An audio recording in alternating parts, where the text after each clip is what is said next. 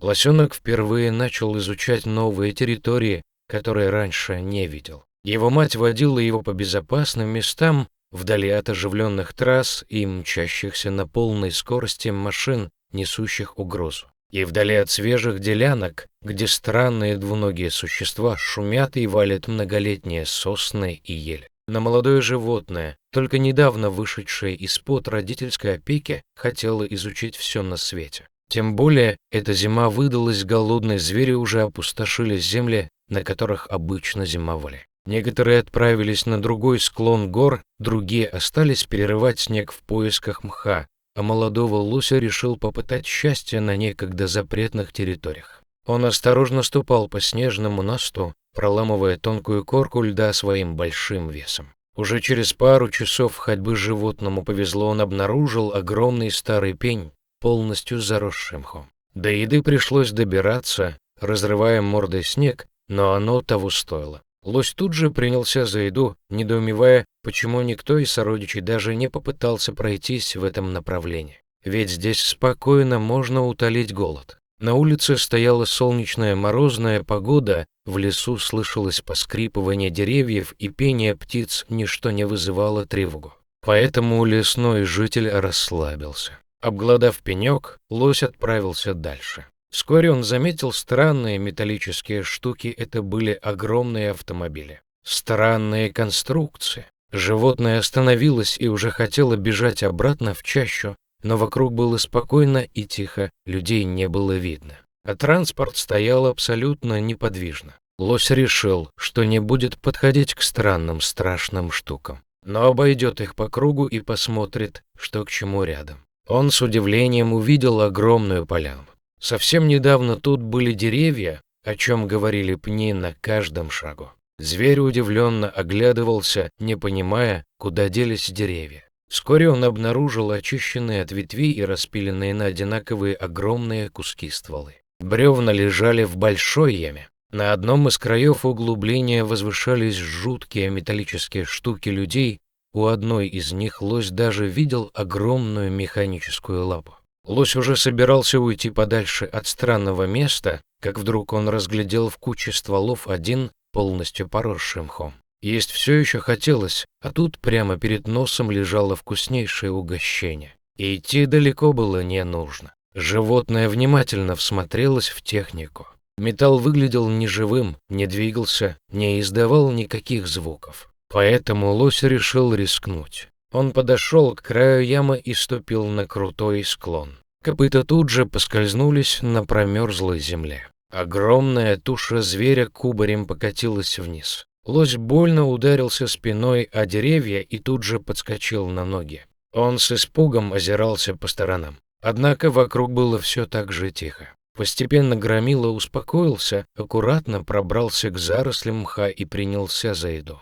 После первого ствола обнаружилось еще несколько аппетитных кусочков. Животное, наконец, наелось и было довольно. Лось решил, что пора возвращаться на знакомую территорию. Он подошел к краю ямы, оттолкнулся от поваленных стволов с задними ногами и подпрыгнул вверх до края. Он немного не достал, копыта ударились о промерзлую землю и соскользнули вниз. Лось удивленно посмотрел на земляную стену и попробовал снова, но результат опять был неудачным. Тогда животное пошло по периметру ямы в поисках подходящего для прыжка места. Два края ямы вертикально возвышались над стволами, туда лось не мог бы запрыгнуть даже с разбега. Другие два склона были крутыми, заледеневшими и полностью покрытыми снегом. У зверя не оставалось вариантов, кроме как штурмовать их. Он раз за разом бросался вперед и съезжал вниз. Мощное тело отбивало снег вперемешку с землей. Однако от этого удобнее не становилось. Лось тяжело дышал, ноги уже дрожали от напряжения, а вокруг сгущались плотные сумерки. Лось устал, опустился на твердые стволы и погрузился в дрему. Утром он снова начал штурм стен, но за ночь температура опустилась еще ниже. Земля стала твердой, как сталь, а сверху легла тонкая корка льда. Копыта безрезультатно били по стене ямы. Грозное тело раз за разом соскальзывало вниз. Внезапно рядом раздался волчий вой. Лось замер. Он прекрасно знал, что одним ударом задней ноги может уложить матерого хищника. Но это в нормальных условиях обитания, стоя на твердой земле. Опираясь на шаткие бревна, зверь поднял лобастую голову вверх и увидел волка прямо на краю ямы. Хищник злобно блеснул клыками и завыл. У лося все похолодело внутри. Он знал, что дальше будет. Одна за другой над краем появлялись мохнатые морды со счастливым оскалом. Волчья стая прекрасно знала свои сильные стороны, добычу даже не нужно было загонять, только повалить и все, а дальше плотно позавтракать. От больших стай был один выход — бежать. Лось давно бы унес ноги, если бы не ловушка. Он понимал, что шансов отбиться от десятка волков у него нет, но и безропотно подставлять свою шею под клыки не собирался. Хищники медленно обходили вокруг, примериваясь, откуда удобнее прыгнуть. Лось отошел в центр ямы, широко расставил ноги и опустил голову. Он решил использовать копыта и лоб для отражения атаки и напряженно высматривал первого противника. Но те так и не кинулись на добычу.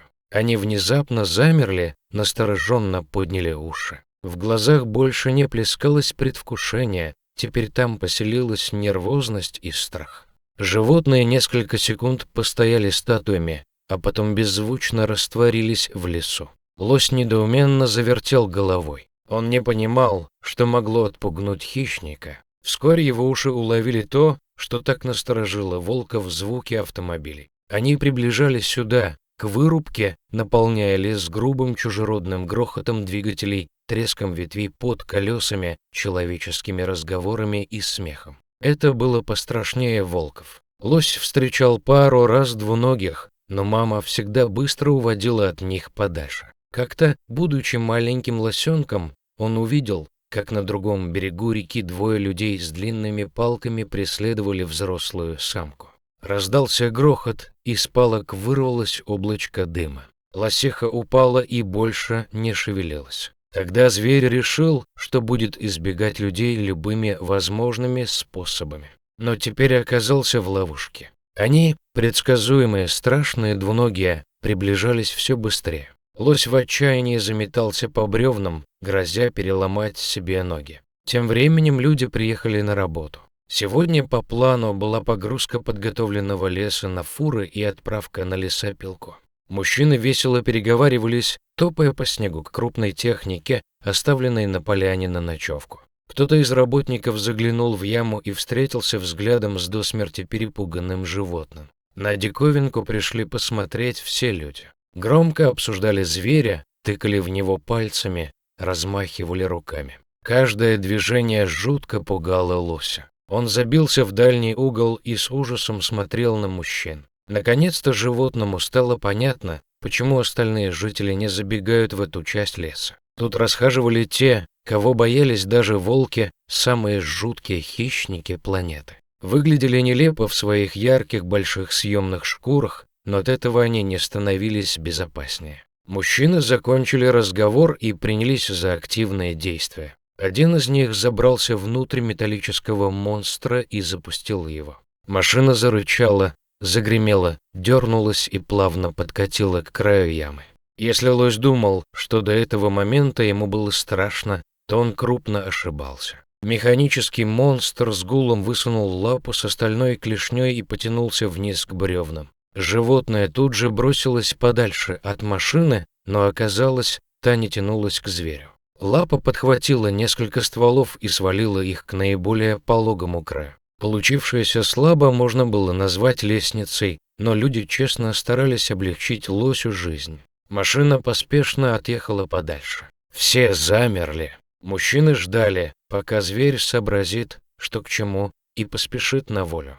Животное замерло и боялось пошевелиться, ожидая дальнейших событий. Бездействие затягивалось. Людям нужно было грузить бревна, а не ждать, пока лося осенит. Поэтому они решили подтолкнуть его к активным действиям. Несколько человек стали на краю ямы над животным. Они принялись хлопать в ладони, кричать, свистеть, размахивать руками. Это дало необходимый эффект, зверь испугался и поспешил отойти подальше от ненормальных. Он выбрался на центр ямы и со страхом поглядывал по сторонам. До импровизированной лестницы животное не дошло. Несколько человек спрыгнули вниз. Они полукругом надвигались на лося, чтобы подтолкнуть его в нужном направлении. Наконец зверь развернулся и пошел куда нужно. Он остановился у горы бревен, недоверчиво на нее посмотрел, но все же решил опробовать. Аккуратно ставя свои длинные ноги, лось понемногу взбирался к краю ямы. Все бы было хорошо, если бы один из стволов не покатился прямо из-под копыт. Животное одним грациозным прыжком отскочило назад, но бревна посыпались вниз. План людей провалился, но они не отчаялись и подогнали жуткую машину с металлической лапой поближе. Мужчины продолжали надвигаться, окружая зверя сверху. Загудела клешня. Лось в отчаянии принялся кидаться на земляную стену. Кто-то из людей подошел поближе и помог металлической лапе аккуратно обхватить бока зверя. От соприкосновения с холодным механизмом животное впало в неконтролируемую панику. Оно принялось молотить ногами, не замечая, что копыта уже не достают до земли, а мотаются по воздуху. Лося подняли над ямой и осторожно опустили рядом с машиной. Как только лапа разжала бока, зверь побежал прочь, что есть духу. Он не оглядывался назад и не думал, в какую сторону несется, главное, подальше от людей и их ужасных машин. Зверь бежал лихо, петляя между деревьев, проламывая кусты и снося все на своем пути. Стая волков, которая несколько часов назад хотела полакомиться животным, чуть не попала ему под копыта. Лось настолько обезумел от страха, что даже не заметил хищников на своем пути. Он несся все дальше и глубже в лес. Зверь остановился только на берегу реки, в знакомых местах, где раньше гулял с мамой. Ноги дрожали от долгого быстрого забега, грудь вздымалась, как кузнечные меха, из рта вырывались клубы пара. Лось тяжело опустился на снег и какое-то время совершенно не двигался. Тем временем люди засняли спасение животного на телефон и выставили ролик в сеть. В комментариях хвалили мужчин за спасение лося, а внимательные зрители из природоохранной организации заметили кое-что другое. Вскоре незаконную вырубку закрыли, мужчин осудили, технику увезли, а яму засыпали. Теперь животные могли спокойно ходить по лесу без риска оказаться в опасности из-за деятельности человека. С одной стороны, люди поступили по-человечески с лосенком, но в то же время эти же люди уничтожали природу и фактически место обитания того же животного, которого спасли. Как вы относитесь к подобной ситуации?